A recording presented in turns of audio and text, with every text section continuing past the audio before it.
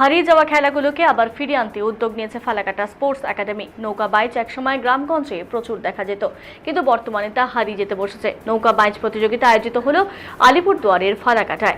রবিবার ফালাকাটা স্পোর্টস একাডেমির উদ্যোগে এবং ফালাকাটা টাউন ক্লাবের সহযোগিতায় ফালাকাটা হাটখোলা সংলগ্ন মুজনাই নদীতে শুরু হয়েছে নৌকা বাইচ প্রতিযোগিতা। উত্তরবঙ্গের বিভিন্ন জেলার 8টি দল নৌকা বাইচ প্রতিযোগিতায় অংশগ্রহণ করেছে। এবারের প্রতিযোগিতায় বিশেষ আকর্ষণ থাকছে মহিলা নৌকা বাইচ প্রতিযোগী দল। গ্রাম বাংলা থেকে নদী যাতে হারিয়ে না যায় তা সবসময় চাইছেন এই সংগঠনের সদস্যরা।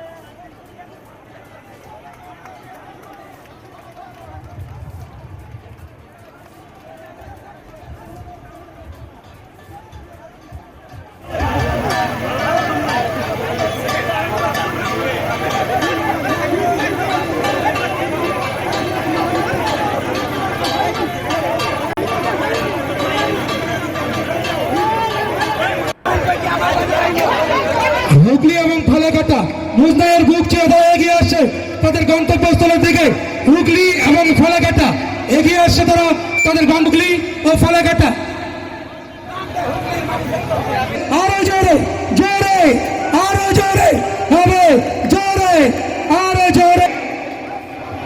তৃতীয় বর্ষ নৌকা বাইচ ফালাকাটা স্পোর্টস একাডেমি এবং ফালাকাটা টাউন ক্লাবের যৌথ উদ্যোগে মুজনাই নদীর তীরে এই তৃতীয় বর্ষ নৌকা বাইচ প্রতিযোগিতা অনুষ্ঠিত হতে চলেছে। এখানে 8 টিমের দল হচ্ছে বিভিন্ন জেলার। কোথা থেকে এসছে দলগুলো? এখানে হুগলি আছে, জলপাইগুড়ি আছে, আলিপুরদুয়ার আছে, কুচবিহার আছে। এটা তৃতীয় বর্ষর নৌকা বাইচ প্রতিযোগিতা হচ্ছে।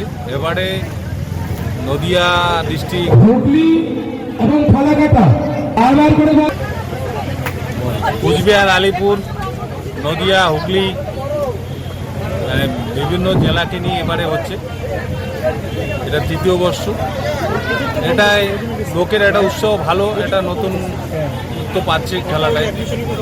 এগুলো তো গ্রামগঞ্জের খেলা বেশ হারিয়ে যাচ্ছিল, আবার নতুন করে আসা তো।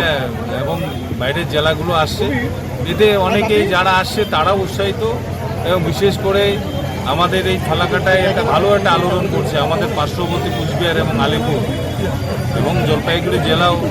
এবং সেখানে এই যে সমন্বয়ে যে লোকের উপস্থিতি, এবং বিশেষ করে এটার যে যারা এখানে সহযোগিতা করছেন, সত্যিকারে খুব ভালো লাগছে যে এটা যাতে খেলাটা আরও ভালো করে হয় আগামী দিনে, সেটার জন্য আরও প্রস্তুতি পর্ব চলবে। নেক্সট ফিনিশিং পয়েন্টের দিকে এগিয়ে